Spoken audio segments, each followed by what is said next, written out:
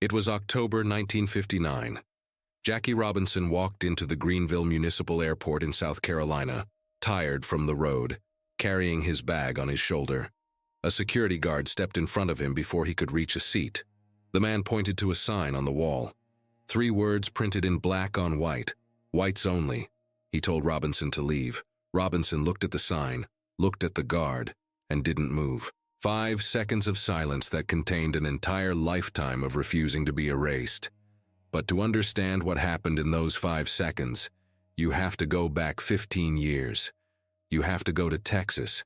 You have to go to a sweltering July night in 1944, when a young lieutenant in a United States Army uniform boarded a bus and made a decision that could have ended everything: his career, his freedom, and the history that billions of people don't even know he helped write. It was July 6, 1944, and the heat in Camp Hood, Texas sat on your shoulders like a wet coat you couldn't take off.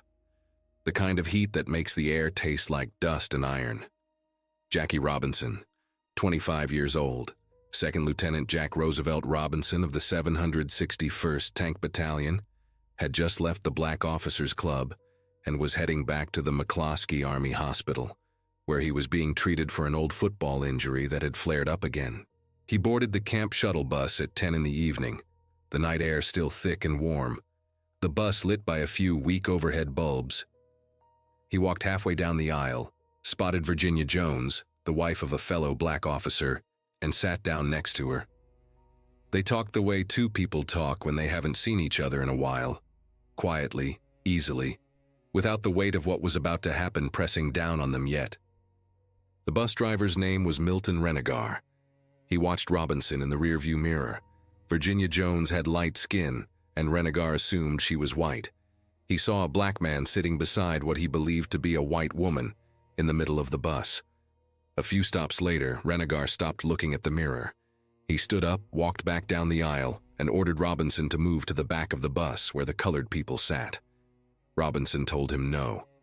He wasn't rude. He wasn't loud. He simply said no because he had recently read the Army regulation clearly stating that racial segregation was no longer permitted on military vehicles on military posts. He was on a military post. He had every right to sit where he was sitting. Renegar didn't care about regulations. He cared about the way things were done. He went back to his seat, drove the bus to the central bus station, and immediately walked to the dispatcher's booth. He wanted the military police called. He wanted this handled. What happened next at the station lasted less than 30 minutes, but it contained enough humiliation for a lifetime. The dispatcher and the driver called Robinson names that don't need to be repeated here, but that anyone who knows American history already knows. Names built specifically to make a man feel like he is less than what he is. Military police arrived. Corporal George Elwood stepped out of the Jeep, was briefed by bystanders, and walked toward Robinson. As Robinson sat in the patrol car waiting, a private named Ben Mucklerath, 27 years old, leaned toward the window and used one of those words. Robinson turned and said, slowly, clearly, "I am an officer, and God damn you, you better address me as one." At the guardroom, Sergeant William Painter took Mucklerath's version of events first. Mucklerath painted Robinson as a man out of control, profane, dangerous. Then Captain Gerald Bear arrived, the camp's assistant provost marshal, a Southern man in the way that particular era produced Southern men in positions of authority, certain that the natural order of things was being disrupted. When Robinson tried to correct the account being given about him, Bear told him nobody enters the room unless told to. When a civilian stenographer named Mrs. Wilson interrupted Robinson's official statement with the question, "Don't you know you have no right sitting up there in the white part of the bus?" Robinson asked Captain Bear whether he was required to be interrogated by the man's secretary. Bear's response was to call Robinson uppity and out to make trouble. He had Robinson escorted back to the hospital under guard. The next day, Jackie Robinson was placed under arrest. 6 charges were filed against him. Disturbing the peace. Drunkenness. Robinson hadn't had a single drink that evening. Conduct unbecoming an officer. Insulting a civilian woman. Insubordination. refusing to obey a lawful order of a superior officer. Each charge was a lie wrapped around the shape of a truth, the truth being that a black man had refused to be moved, and the system needed a word for that, so it called it crime. His commanding officer at the 761st, Colonel Paul Bates, read the charges and refused to sign them. He told his superiors the investigation had been racially motivated from the beginning. He thought the whole thing was fabricated. The Army's response was simple and immediate. They transferred Robinson to the 758th Tank Battalion, found a commander who would sign, and proceeded. The trial was scheduled for August 2, 1944, at Camp Hood. 9 officers would decide his fate. From his hospital room, confined to quarters, Robinson wrote a letter to Truman Gibson, the War Department's civilian aide. He described the bus incident in precise, careful language. He asked whether the newspapers should be notified. And he closed with a sentence that tells you everything about who this man was. "I don't mind trouble, but I do believe in fair play and justice." He wasn't asking for sympathy. He wasn't begging. He was simply saying, "I know what is right and I will not pretend otherwise." The court-martial took place in the Texas heat on August 2, 1944. 9 officers sat in judgment. 2 of them were black. Robinson's defense attorneys, Lieutenants William Klein and Robert Johnson, focused on one critical fact. The charges were limited to Robinson's conduct inside the guardroom. Nothing about the bus, nothing about the depot. Just the argument in that small room with Captain Bear and the stenographer who felt entitled to interrogate a United States Army officer. Witness by witness, the prosecution's case fell apart. Bear and his witnesses contradicted each other on key details. When Robinson took the stand, he was calm. He denied having been drunk. He denied having willfully disobeyed any lawful order. He explained that he had asked Bear half a dozen times whether he was under arrest, and if he wasn't, why was he being escorted anywhere at all? After more than 4 hours of proceedings, the 9 officers voted. Robinson needed at least 4 votes for acquittal. He got enough. Not guilty. Not guilty on all specifications and all charges. He walked out of that courtroom in Texas in his Army uniform, 25 years old, exonerated, and already carrying something most people his age will never carry, the knowledge of exactly what he was made of when the pressure was absolute. Less than 16 months later, Branch Rickey called. Rickey was the president and general manager of the Brooklyn Dodgers, and he had a question that wasn't really a question. He had a proposal that was going to change both of their lives and the life of a country. He needed someone to break baseball's color barrier. He needed someone who could absorb hatred at a volume most people never experience and not crack. He had been watching Robinson. He knew about the bus. He knew about the court-martial. And he decided that a man who could face that kind of institutional fury at 25 and come out standing was exactly the kind of man he needed. Before Rickey made the offer official, he sat Robinson across from him and subjected him to something extraordinary. He fire-hosed racial insults at Robinson for 45 minutes, playing the role of every racist fan, opponent, and journalist Robinson would face. He needed to know whether Robinson would survive what was coming. Robinson understood what Rickey was doing. He sat there. He took it. At the end, when Rickey asked if he could handle it, Robinson asked him one question. "Are you looking for someone who is afraid to fight back?" Rickey said no. He was looking for someone with the courage not to. Robinson thought about it, and then he said he could do it. April 15, 1947. Ebbets Field, Brooklyn. Robinson walked onto the field as a Brooklyn Dodger, the first black player in Major League Baseball in the modern era. The stadium was filled with people who had waited decades for that moment, and people who hoped it would never come. Within a week, the Philadelphia Phillies, led by their manager Ben Chapman, directed a stream of racial abuse at Robinson from the dugout so relentless that Robinson later wrote he had fantasized, for one moment, about crossing the field and fighting every single one of them. He didn't. He stood in the batter's box. He played.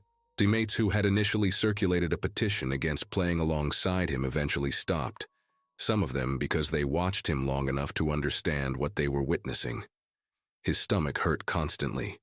His hair began turning gray that first season.